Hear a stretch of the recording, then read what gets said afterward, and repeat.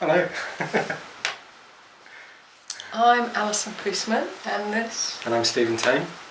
And we thought we'd do a video to tell you a little bit about the Embodied Relational Therapy training, which is starting in April 2017, and this will be the 12th, I think. Yes, it's the 12th ERT training, and it's the third one that Allison and I are running together. And we were talking this morning about the content of it, and so started to tune back into it, and got quite excited about what we have been doing on the training, but also about the things that we may change, may do slightly differently to keep it kind of alive and awake. And what I'm particularly interested in is where we both are now, because we haven't done a lot of working together the last 2 years. I think we've done a few weekend workshops, and I'm interested to see how our work has changed as practitioners. You know, how's our thinking developed, how's our practice as trainers, as supervisors and as therapists, how's that changed through that time? And things that are really cooking for me are working with touch with clients, and often working with quite early developmental wounding and how to work with that in touch and safe ways. And the other things that interest me about working with play and working with spontaneity, and also a sense of working with wildness, my own and my clients' wildness, the fact that we're animals, domesticated animals, and how to usefully bring that into the therapy. Do you want to say what's exciting? I do. About I mean, that's all really exciting, you know, and similar processes are going on for me. I'm really interested in shame and in getting things wrong, in making mistakes, imposter syndrome, those kind of things, and how liberating it is to be able to have those things in the therapy room, in the training room, how it's possible to sit with those experiences, those sensations, without getting engulfed by the tyranny, but actually feeling sort of free and playful about it, you know, and things can really change. And the other thing I'm really interested in at the moment is the relationship between the different channels of communication.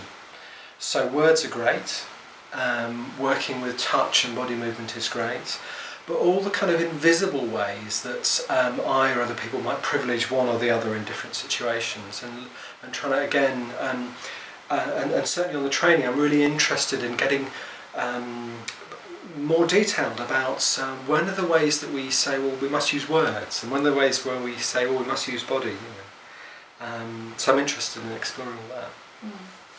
And so we've spent most of today together looking at how we want to just re-engaging with the material really on the first year ERT training, what we want to keep the same, what we want to keep different.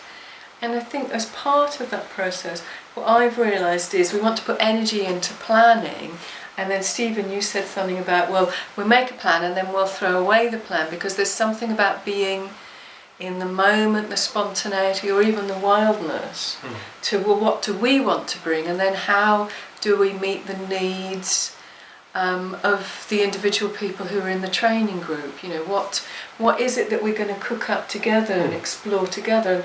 And my experiences each year is very unique and different, because that's to do with the constellation of the people in the group. Yes, and the training groups are more diverse than a lot of advanced trainings.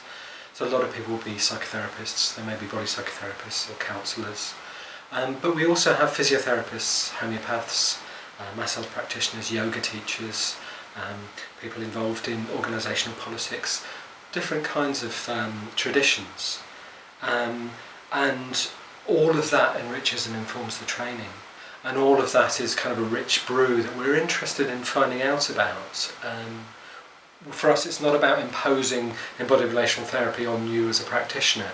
It's about finding out, what are you like as an embodied relational therapist? What's your version of it, and how do you actually integrate it with what you currently do, with who you are and how you operate in the world? So yeah, I'm excited about all of that. I was thinking probably really useful if we said more about, well, what is ERT? What is the embodied relational thing? And I guess in a really simple way, it's how to use our own embodiment and our responses when we meet the other, how to use that therapeutically and creatively. And there are sort of, that it feels like that's the ground place, that's the starting place, and then there's lots of theory that we present, so concepts, ideas, also lots of exercises, lots of tools and techniques for people to take home. And what else shall I say? Maybe about where it's come from. That embodied relational therapy belongs to the school of body psychotherapies, really. It's a modality within body psychotherapy, and it's drawing from Reichian psychotherapy, from psychodynamic ideas, and also process therapies like Hakomi, Arnold Mindell, and earth-based spirituality. So it's quite an integrated training, but very much in the tradition of working relationally with body psychotherapy, and particularly with how do we use ourselves as a resource, how do we use our embodied responses to the other. Yeah, I mean, I really like that model of psychotherapy as two frightened people in a room together. And so it's that when a client arrives in the room, what happens in my body, what happens in my client's body, and what happens in the relationship between our bodies. Whether that's words or movements or proximity or sensations. And how can we use that, how can we study that in a way that helps our clients make sense of their relationships with the world, and to be more liberated and to become more themselves. So that's what we aim to train you to be able to do. Is that enough, do you think? Well, probably nearly there, yeah. Okay.